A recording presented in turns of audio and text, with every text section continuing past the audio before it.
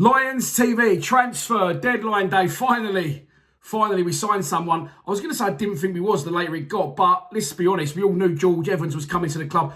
When we get linked with someone and when the transfer's going through, it's the worst kept secret in football. But one thing we never ever find out is how much they're signed for and how long contract they get.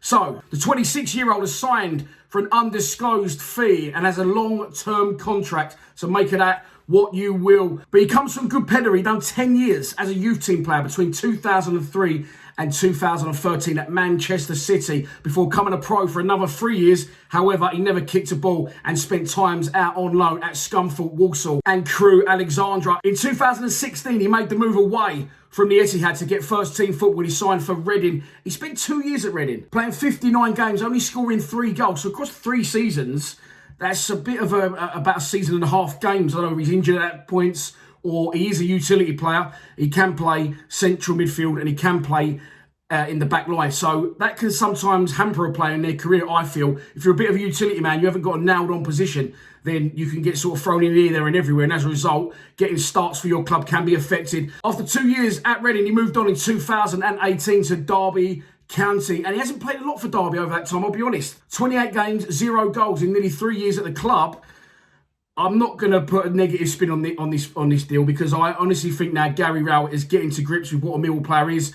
I expect Evans to come in. I expect him to work hard. I don't think he's going to be technically amazing. I expect him to go in as the third centre-back, and I think Ryan Leonard will get pushed back into midfield. Ben Thompson didn't go out on loan to Pompey. So now with Thompson, Leonard, Keithton Bell, Woods, Evans and Billy Mitchell making his comeback game today for the under-23s from injury at Princess Park. They drew 1-1, by the way. Lots of players in that position. So I think you're going to see George Evans be that third centre-back we are craving so badly. And I think that will push Leonard back into midfield. I think you'll probably see Leonard go into a 10 and Ben Thompson drop out of the team. I'm not sure. There's lots of games coming up, as I said, so it's not a bad thing. We've got all these players competing for a place at the club. But yeah, George Evans, 26 years old, signs from Derby for an undisclosed fee on a long-term contract. And that is, in my opinion, going to be pretty much it. I'm not sure we'll get anyone else through the door. Troy Parrott, of course, today left the club. He went back to his parent club, Spurs, and then went straight back out on loan to Ipswich. That'll suit him better. I do feel for Troy. He is talented, but he runs around like headless chicken. He's got no positional sense, and he's never really played men's football.